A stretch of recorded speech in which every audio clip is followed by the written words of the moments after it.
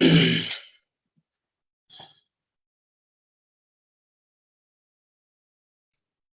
morning, and thank you so much for joining us.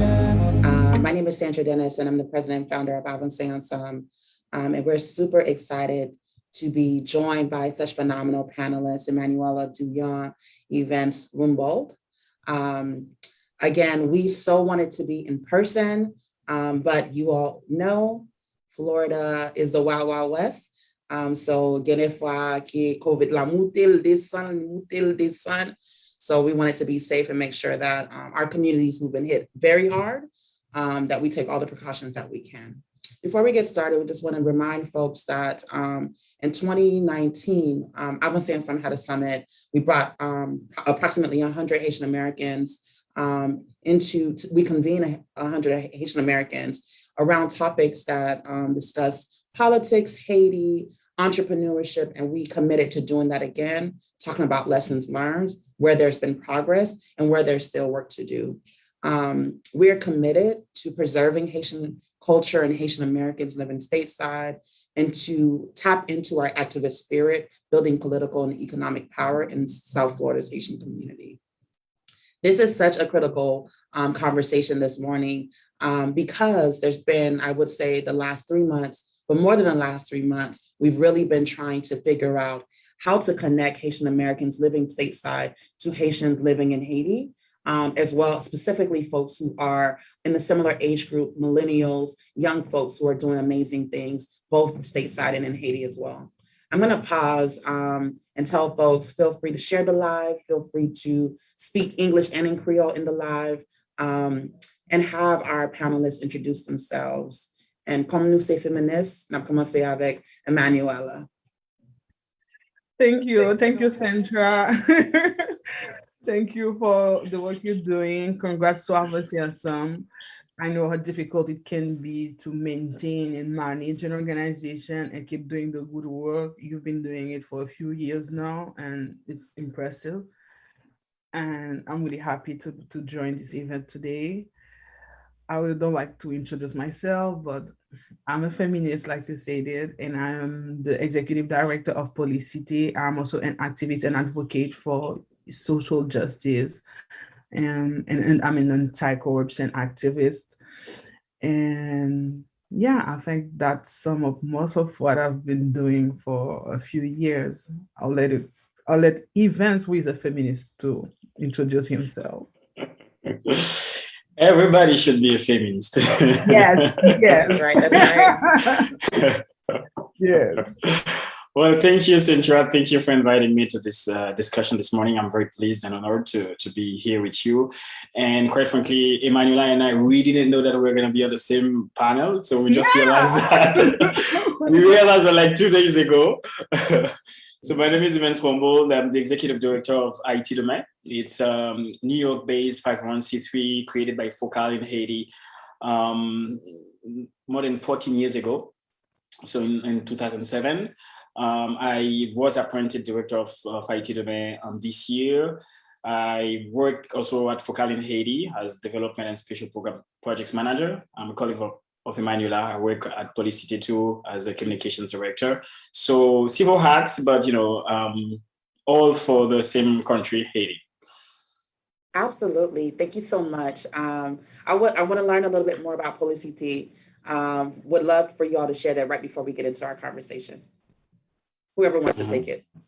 Well, I'll start and I will let Evans add more because he's the communication director and he knows better how to present Policity. Policity is like a development lab, a think tank, and it was founded because we wanted to discuss, to make recommendation about specific policies that could foster or advance development, social and economic development in Haiti. We are a small team. We are studying with what we have, and the goal is to become a real Haitian-led think tank that is promoting effective solution for Haiti's problem. And I'll let Evans say more. Well, on top of that, what I can say is that we work mainly we work in Haiti on public policy, but we also have a consulting firm which is the cabinet conseil, we call it, that we give, we can implement projects for organizations in Haiti. We give recommendations. We can lead communication campaign. We do evaluations of projects on the field.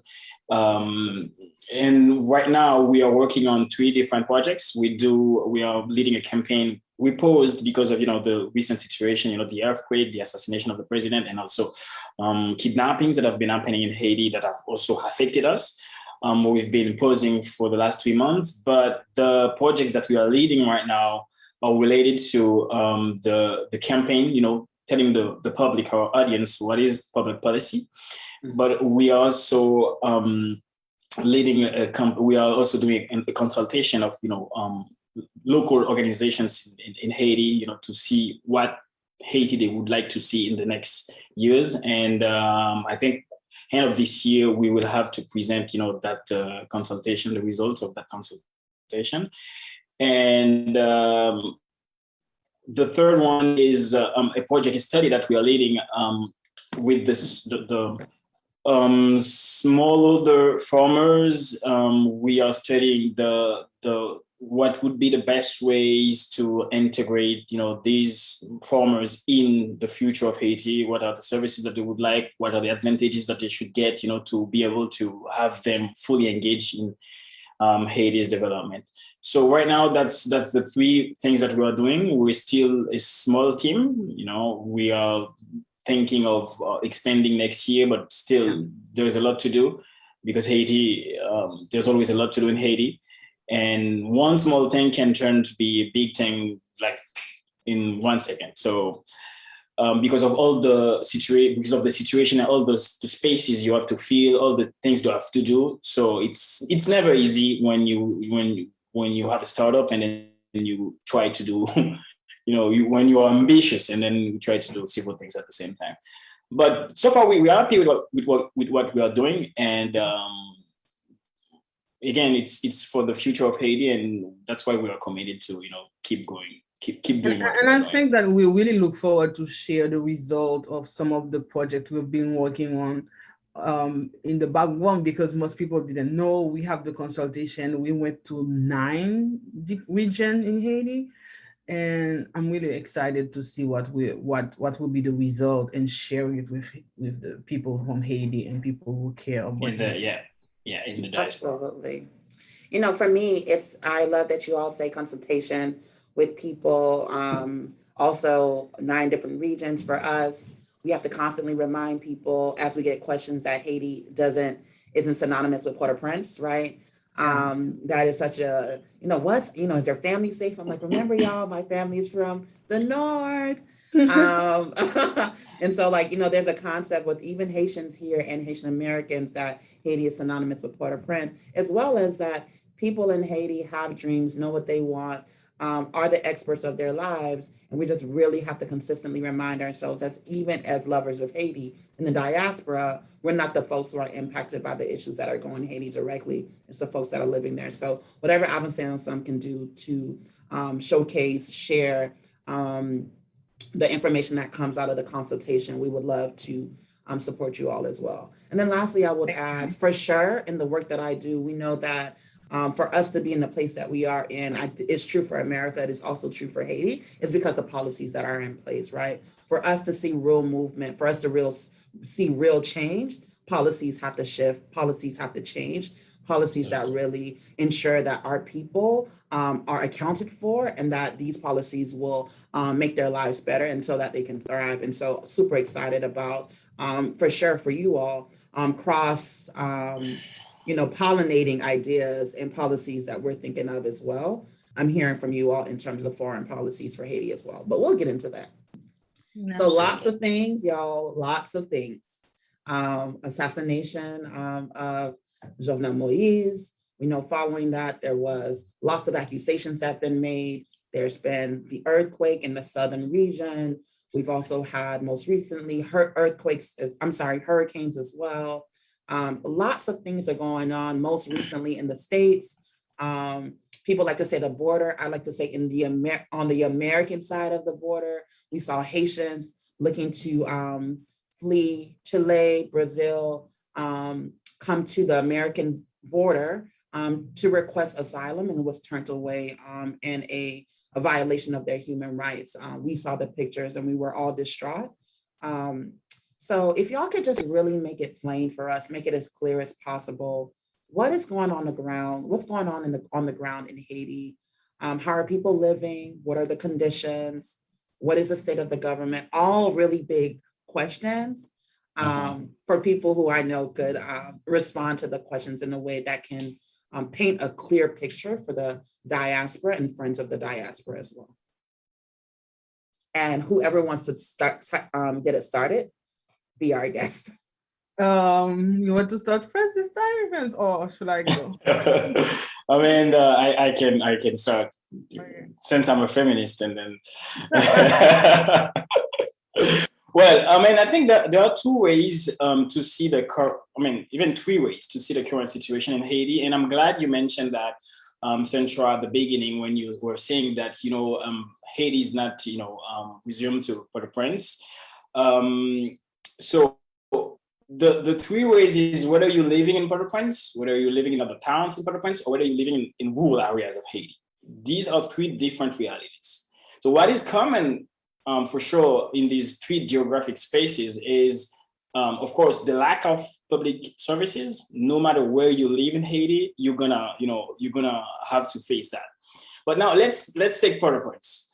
Port-au-Prince right now is surrounded by gangs. That's the reality. From the north to the south of Haiti, insecurity is not in news anymore.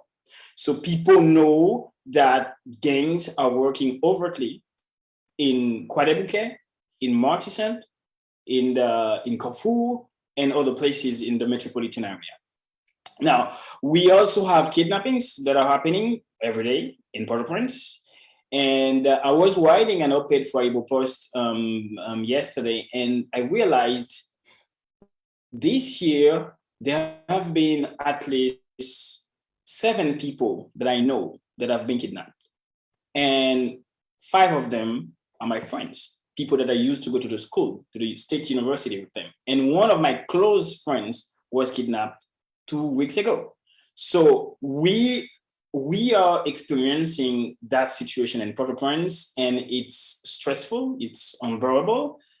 But at the same time, when you go to other towns, like when you go to Cap-Haïtien, to Jacmel, to Gonaïve, even though, of course, you can see, or that there's gonna be like violent groups in those regions, but they are used mainly for political purposes. They are not as active as the groups in Port-au-Prince are, right? So now it is easy, like for a state that wants to take control of its territory, it would be easier to control the gangs in other cities first, and then put your energy to resolve the situation in Port-au-Prince. But that is not what they are doing right now, because what is happening is the national force, the police, I think if they don't act fast, they are going to be outnumbered by the gangs in Port-au-Prince,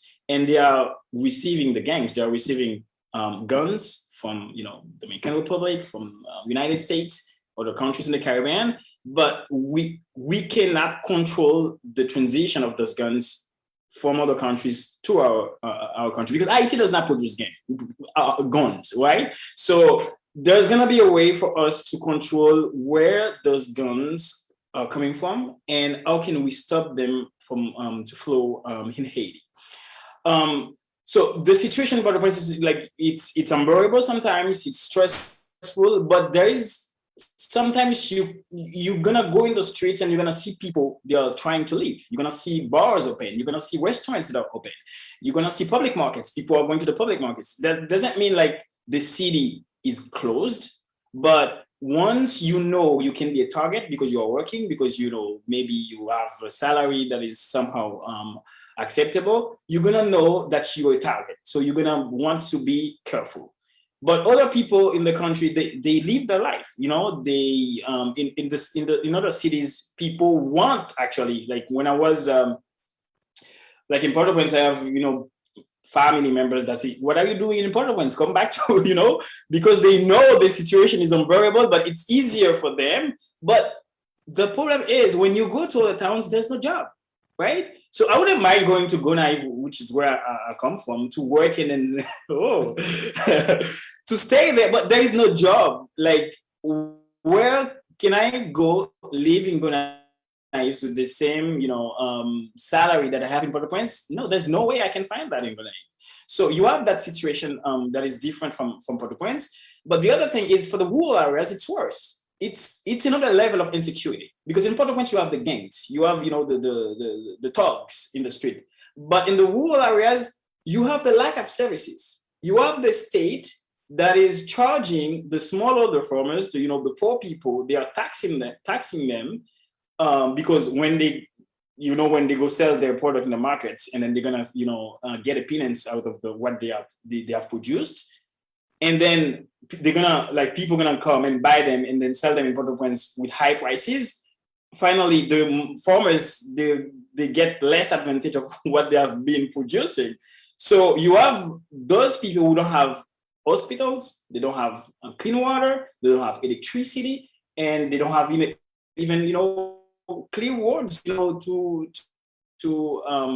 so you have different levels of insecurity in Haiti right now. And depending on where you are, you're going to feel a different type of stress. So you have that. And the other thing is the political situation.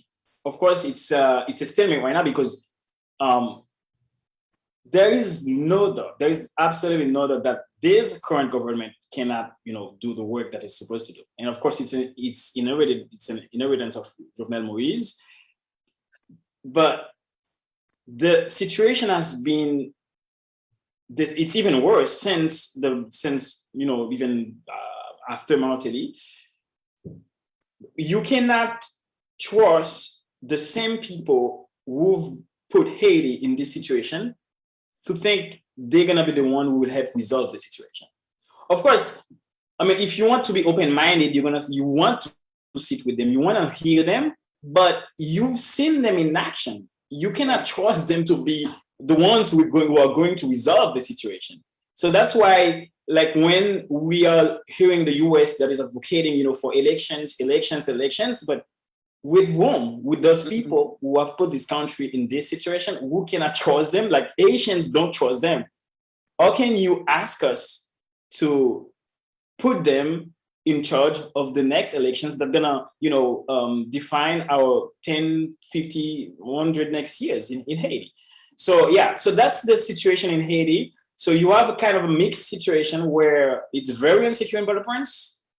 Life is somehow easier in the countryside, but that doesn't mean there is not a lack of public services. People feel they are less stressed in countryside, but they have the same problem of poverty, of lacking of public services, no jobs, unemployment rate that is so high. And that's the next government or the next team that we want to be in charge of the country. We want them to tackle those issues, not only in Port-au-Prince, the security, but also in the countryside. Absolutely. Emanuela, is there anything you want to add to this before we talk solutions? What are y'all thinking? What are your organizations are prioritizing, etc.? I think events address the main characteristic of life in Haiti right now, the main character, how you could frame the situation on the ground. And I think it's exactly how it is. We're living in fear in Haiti. People who live in Haiti are not living in fear. Then we have increase in kidnapping cases and security, deterioration of the security situation, gang violence, and there is also a lot of instability. You never know what will happen next. When you wake up and check your WhatsApp, I mean, for me, this is like an event. Like every morning when I wake up and then I'm checking my WhatsApp, I am like, what will I find out next? And it's a lot of stress. And I think we will have to talk about the toll that the political crisis is having on our life, on our productivity and all. And we say that also we are, of course, half of the population is living in poverty. and it is getting worse. There's been no improvement with 3 consecutive years of negative economic growth. The future is even more uncertain, and I feel that we will have a lot more people in dire situation needing humanitarian assistance maybe. And unfortunately, when we have like increase in the number of people who might need humanitarian assistance, it leads to even more problems with the way that our friends, our international partners usually want to address this kind of situation.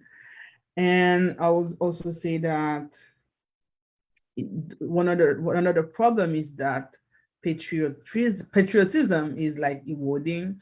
People are losing faith in this country, and it's a big problem that we need to talk about.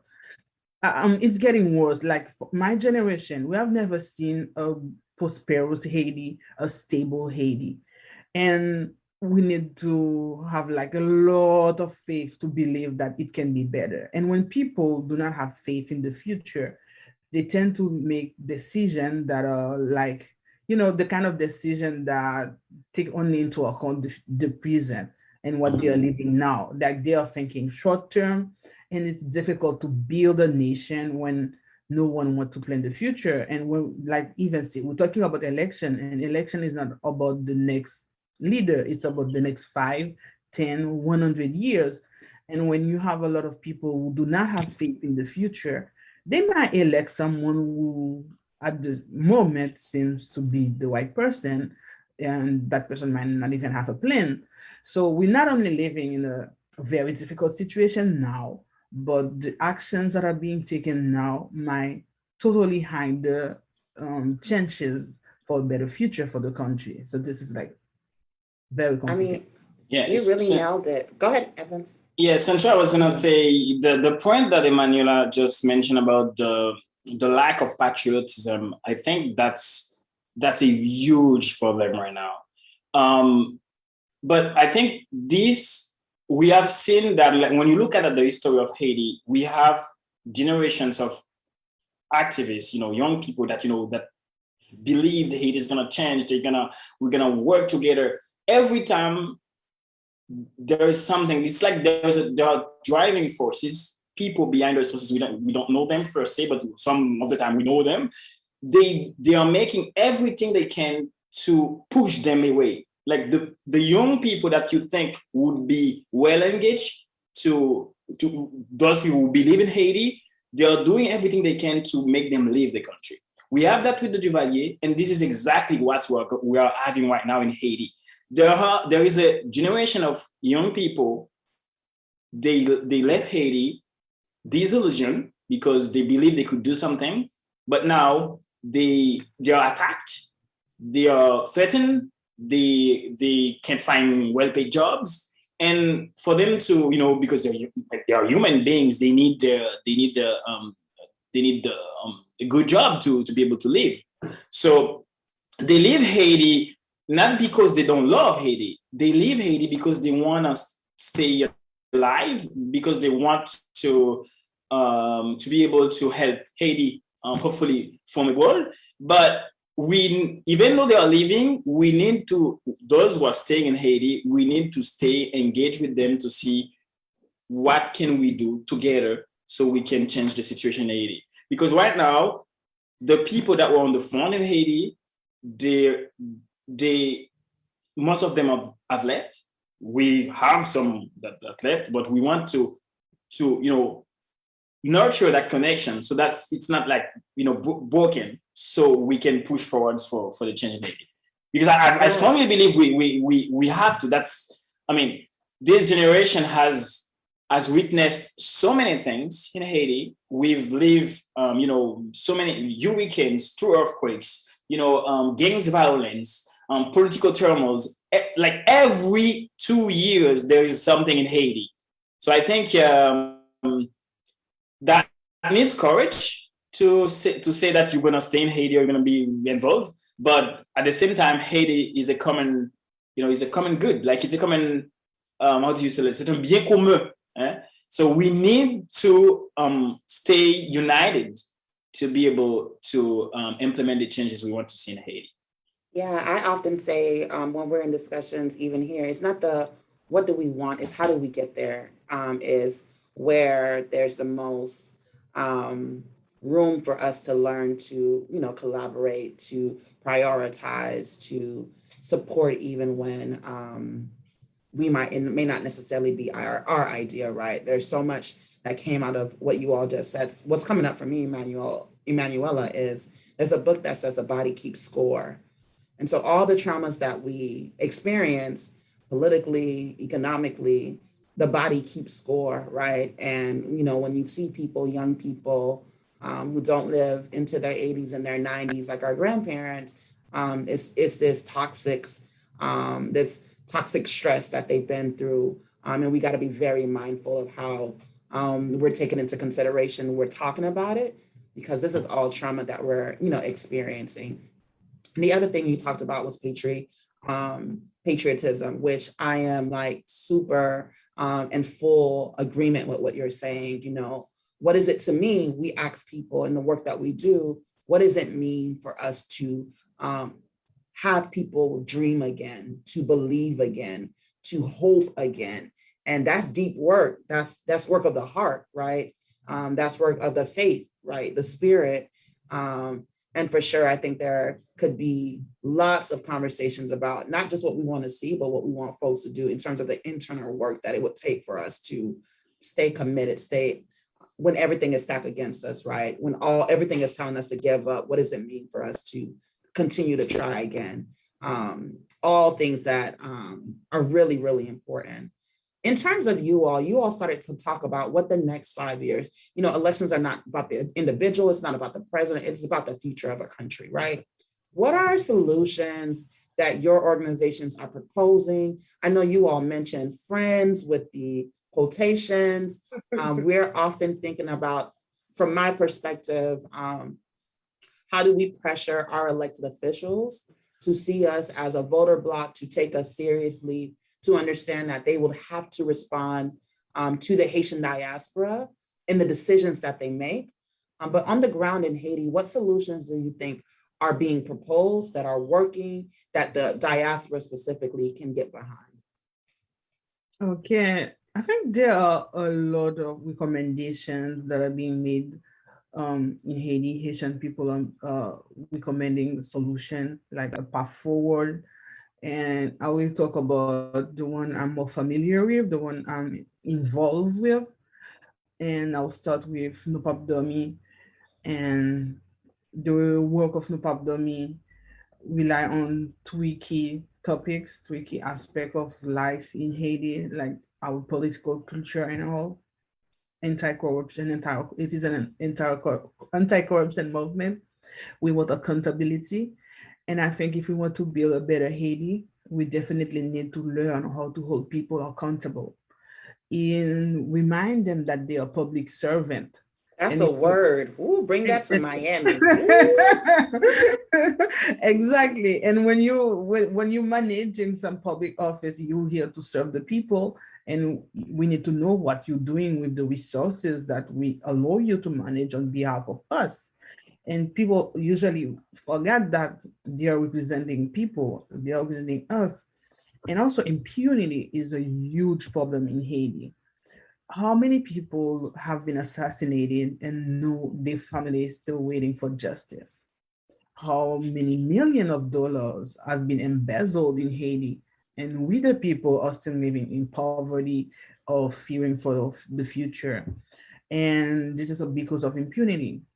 We have a corrupt justice system, and people are not being prosecuted, charged, or not being held against some people. And we definitely need to fix this broken judiciary system. We need to put an end to impunity. And we have the most recent event, Nétis Duclair assassination, Montfeuille Dorval assassination, the journalist assassination, La Saline massacres, Jovenel Moïse assassination. How do we as Haitian believe that our lives matter, believe that we as Haitian need to be treated better if we do not have justice for the one we lost through crimes? Like, If they killed our people in Haiti, then we need justice. The people who commit crime in Haiti need to pay. And this way, we are going to be more like, we will feel more comfortable too asking for others to treat us better. And we definitely need to remind every single Haitian, the kids, that their life matter, they deserve justice, and they deserve to live like in dignity. This is like where like this goes beyond the fight for the fight against corruption and impunity. Social justice is really important. And I think we need to put this into the conversation. We need to know why is that some people have everything in this country that is so poor and some other are like destitute. Why is it like this? And with Policité, we have identified some key sectors: education, health, governance, and environment. Our consultation with the people from the main region of Haiti focus on those topics. Because we believe that we have a problem with natural disaster. Each time we're never ready. There is no preparedness, and there is usually no recovery plans. We need to fix that. We know that we are Haiti lies on the hurricane Outlines. belt. Yeah, we are exposed to so many natural disasters. It's not a surprise. We need to be ready, and we need to have plans, both to prevent the bad consequences and both to foster recovery to and education. It's time we educate the Haitian we want. Educating people in Haiti is not only about like primary school and what kind of Haitian do we want? What jobs we're going to create? So how do we train them? Because we are training people for a job market that doesn't exist. So many people are studying diplomacy, political science, and there is they're not controlling this. And why are you letting people studying things they will never find job for? It's not that you're going to say do not study this, but you're going to create like programs that offer job opportunity to attract people. This way, you make sure that they're studying something and they're going to be useful. They're going to stay in Haiti. And this is why we are training people that are just going to leave the country and migrate, because you prepare them for a job market that doesn't exist. And governance is really important. The kind of program we want, the kind of leaders we want, and health. When we had this consultation, I think we went to Hanch, events was there. And it was like shocking to hear that people are struggling with some basic healthcare services, like women, like they told me that there is a problem with like sexual infections. It's like so simple, like things that can be treated like easily, but it's a huge problem in some communities. Like we need to make sure that our people have access to the basic health services. and of course, I think that I believe job creation is really important, because if we Yeah. want people to live in dignity, if we want people to be able to um, take care of their family, their children, and be proud citizen, we need to make sure that they have the means to live, to live a life they are not, I won't say proud of, but like I think Baldwin, not Baldwin, Amartya Sen expressed it in one book where he talked about development as freedom. People need to be able to show up to this world and be okay with the person they are. And this would happen if that person doesn't have money to buy clothes, cannot feed himself, and have to rely on other people. And Haitian are so proud. And recently I talked with Tisaksir, who is a small, and she has a so beautiful plan for a business. And the whole idea is that empowering people so that they can live with dignity and live up to the expectation that we have about Haitian in the world, because we are a proud like country. We did 1804, and as people who did something like this, as sons and daughters of heroes, we need to have a better life. We need to live a life we're proud of. And this is something we need to restore too. It's not only about the material thing, but it's also about like restoring that pride in Haiti, so that when Trump or anyone say those bad things about us, we are really comfortable to clap back. I'll let Evans add more. Yeah, thanks, Emma. Yes, what I wanted to say is one cannot see the solutions to what's happening in Haiti has, you know, independent solutions. Like everything, I think everything, it's my hard belief that everything is linked. You cannot expect to create more jobs, to give more opportunities to the young people if we don't have a good government that can create those conditions. That's right. So, for example, Haiti domain, we support activities in Haiti in arts and culture, in education, learning and social infrastructure, in environment and public spaces. We fundraise in the US, and then we support organizations in Haiti, especially Focal and Le Centre d'Art, to implement activities for different categories of people. But at some point, let's say, for example, Focal is creating a park, the Martisson Park in the south of Haiti. But if the neighborhood is not secure, so the investment that we have been doing into building that park, it's like, okay, so if we are building that park and then people cannot come to it, what have we been doing? Of course, there is like the social work that has been done. We talk to the people in the neighborhood. They know the park is for them. They want to come. But if the gangs are out there and they are shooting, and people are not going able to use the park, so it's a big problem. So the government has to do its part.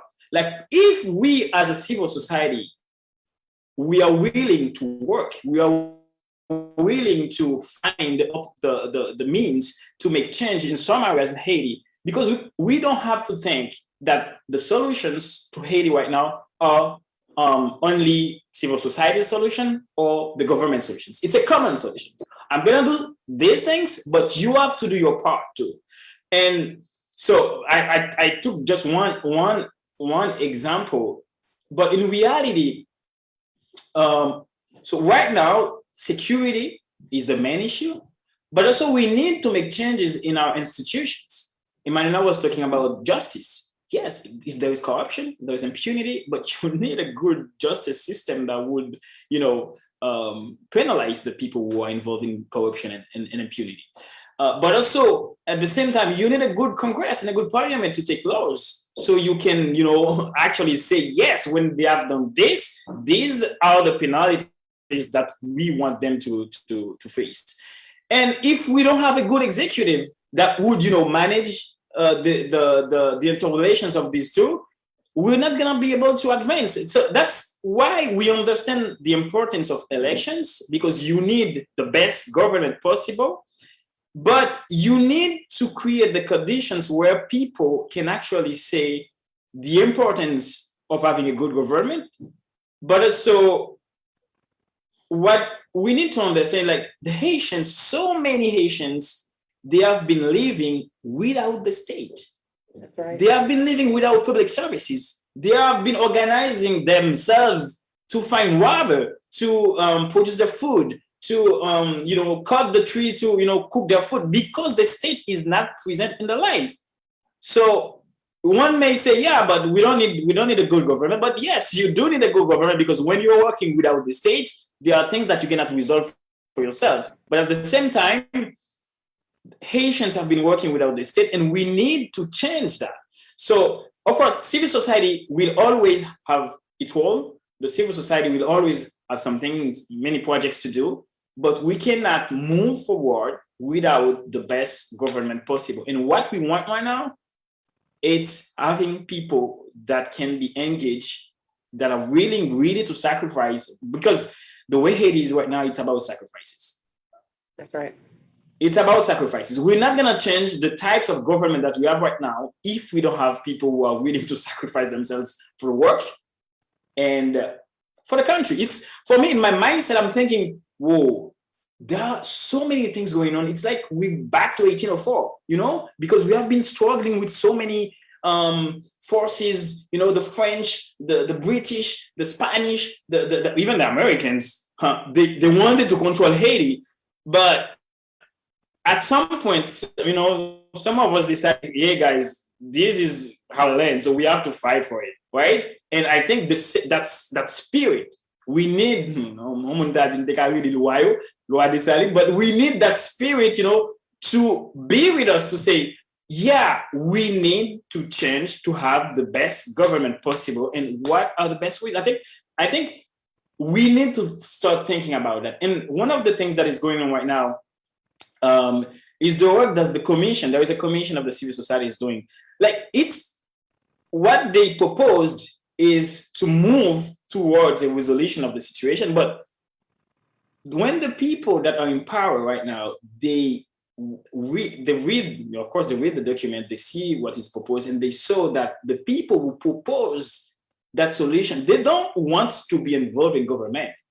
They just want the best people to be in the right places. But as people in power, they're gonna do everything they can to not let that pass, right? Okay. But if you are smart enough as an international friend, I'm talking to the US, to the France, to Canada, you need to see clear in the game. This is clear as, H2O, right? They don't want the civil society solution to be adopted because they want to stay in power. While the civil society proposal is one where they don't want to stay in power, they just want the best people in the right place. So right, when we're talking about solutions, it's the solutions are there. We just, because of the multiple forces that are in Haiti, we just need the friends that would support the best solutions. And those friends right now, they are not pushing for the best solutions. I think ultimately, from my perspective, as someone born in America, I don't know America to never think about itself first, right? And so if America is thinking about itself first, it really means that they really don't have any friends. They only have people that they play nice with to benefit itself, right? And so for me, for America not to support the solutions that are coming from the people of Haiti means to me that truly that is not a real friendship, but two, that they're not invested in the future of Haiti. It is plain and simple. It's clear, right? Even with the folks, our brothers and sisters who are at the border, to send them back in the way that it was done, for sure, your actions are telling us a lot, right? The second thing that I wanted to touch on, and we got to deal with that, and I think that for me, as someone in the diaspora, there's a pressure that needs to come from folks who live in Florida, folks who live in New York, folks who live in Massachusetts, where there are big populations of Haitians. The folks that represent us have to hear us loud and really clear about how unsatisfied we are with how things are going. Because ultimately, that's their jobs, right? And then the other thing I'll say to the Emanuela, and Evans, you named it too. I am for sure die hard. If you're gonna be a leader, you have to be courageous, right? No one asked you to be in power. No one asked you to be an elected official. And specifically when you talk about your folks in parliament, folks who are, from our perspective, if you are an elected official on a commission, you are a legislator. When's the last time that folks have proposed good legislation? Why should you be in power and not do the thing that you're supposed to do? And I think that we struggle with that too here, that we have people who are charismatic, but when you go to see the fruits, there's actually nothing, because they're not passing good legislation and they're actually not accountable to the people that pay them and that they should represent. And so to me, for sure, I'm for the sacrifice, because it's only through sacrifice and it's only through courageous people to say, actually, y'all are not working for us. We deserve something different. Actually, you work for us. We don't have to accept this. And also, to your final point, I would say, in terms of the government, people operating outside of the government, people living without any government help. The government's job is to take care of its people. Ultimately, that is the one role the government has. So if you're not taking care of your people, the basic needs of your people are not met, what are you doing? right? And so I think that to me is really clear, not only in Haiti, but as we're talking to Haitian Americans here, also in South Florida, right? And so that's truly, truly important. And then as we begin to kind of like transition to wrap, because we wanted to keep folks under an hour, and for sure this live will go beyond this moment. What gives you hope, right? What is working well? What keeps you inspired to do this work? And I think if y'all can't see that I'm a passionate person, my heart goes out to y'all when you talk about losing friends, the fear. That is something, as much as people know I say what I need to say, but that's not my reality here, or at least I would hope. So what pushes you to continue to do this work? Would love to hear from you all. And Yeah. sure. Go ahead. I mean, Emanuela, if you don't mind, I can start. Oh yeah, go ahead. Please do. I'm someone who likes to read history. I read history of Haiti and the history of Haiti in itself, the past and the ancestors, the fights, the words. This is the first element that keeps me to want to stay Haitian and to want to, stay in Haiti to fight for it. The second thing is the Haitians themselves. That's right. Anyone who comes in Haiti, go to the public markets. You're gonna see the Madame Sarah. You're gonna see the tap drivers. You're gonna go to countryside. You're gonna see the small older farmers. These are people who have never thought about leaving Haiti. They don't think about, finding a visa. They don't think about, going to vacation. No, they're working hard to educate their children, to feed themselves, to stay alive. These are real hard Haitians that we are witnessing every day. Like you and I, like Emmanuel and I, of course, we're gonna be stressed, we're gonna be challenged by everything that is going on, but we also have alternatives. If we feel too overwhelmed, we're gonna say, okay, forget it. I give up. But these people, they've never given up. They are in Haiti, they are fought for Haiti, and they want to stay in Haiti. And I want people to know that Haitians want to stay in Haiti. They don't just wake up one morning and say, okay, we're gonna leave that country because it's no. They know their ancestors fought for this land. They want to work for it. They want to stay in it. But as in any society, you're gonna find different groups with different interests. So how can you help the groups that have been marginalized, that have been exploited? How can you help them, to get the better conditions of life possible in Haiti? I think for me, that's the main thing. So I'm saying that like history and the Haitians themselves, they give me hope. But also at the same time, you have to be, aware of your environment, and I hope like we're gonna find the best teams, the best leaders, and of course I want to be involved, and I've been saying that for God knows when, but because I strongly believe that we Haitians, we can come up with the solutions, but when you have so multiple forces, obscure forces that are against us, it's gonna need a lot of courage and sacrifices to fight them. That's right. Emanuela. Well, I'll just add that because I share some of the same source of motivation and inspiration that events mention. And I would just add that among the things that give me hope, the legacy of 1840 and all the good work that some people have been doing in Haiti for the past years, including the fight against the dictatorship in the 80s. This kind of remind me that since I was born there here in Haiti, and I have this kind of legacy, this kind of legacy of hope, pride, resistance, and I need to do better. I need to do my best, and I need to make sure that I leave my mark too, because it won't be.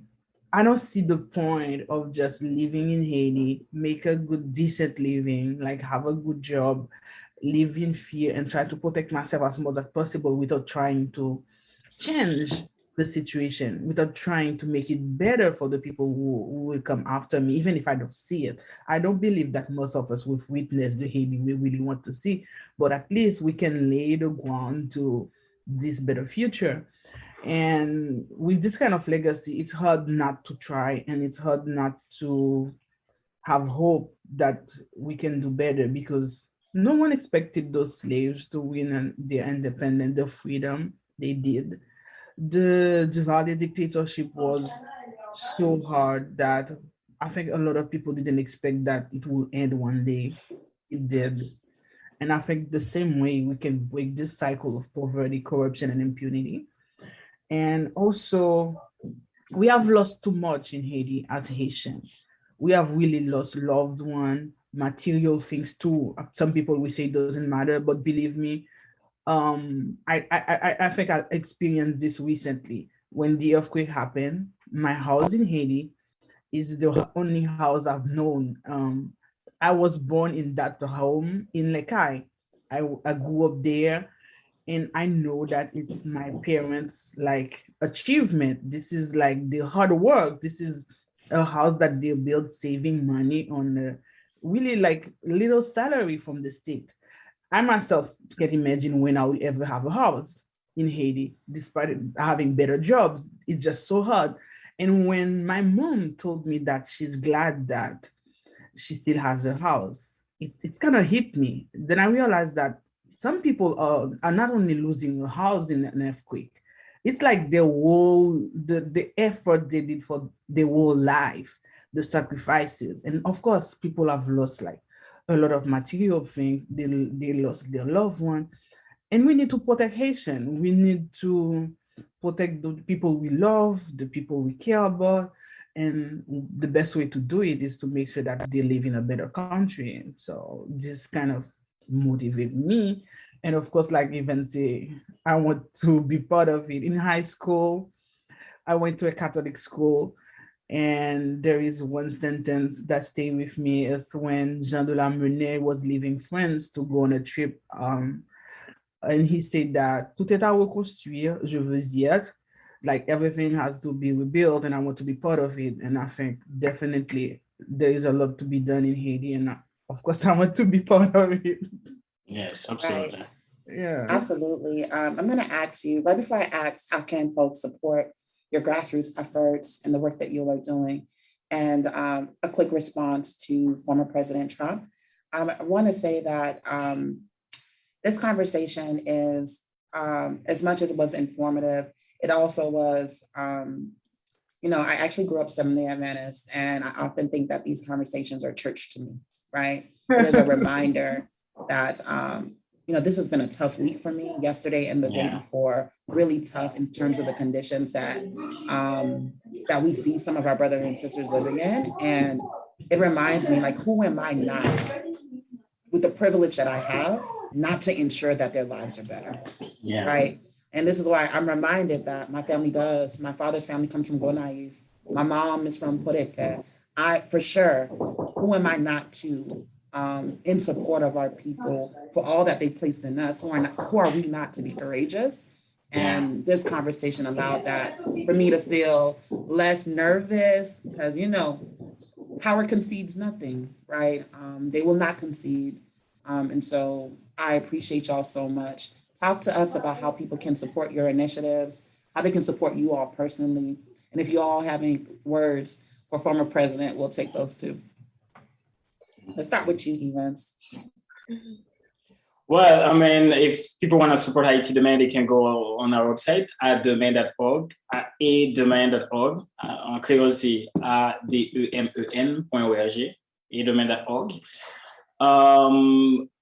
so you're gonna see the mission of our organization. I don't want to go back to everything we said about the IT domain. You can also go to policite.org, POLECIT, Policite, right?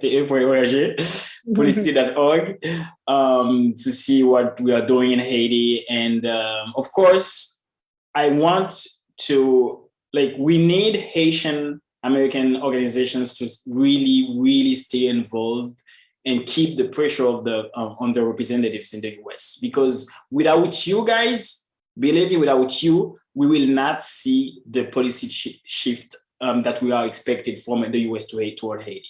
We want you to stay involved, to stay engaged. Even if you don't do anything for IT domain or Policite, please do that.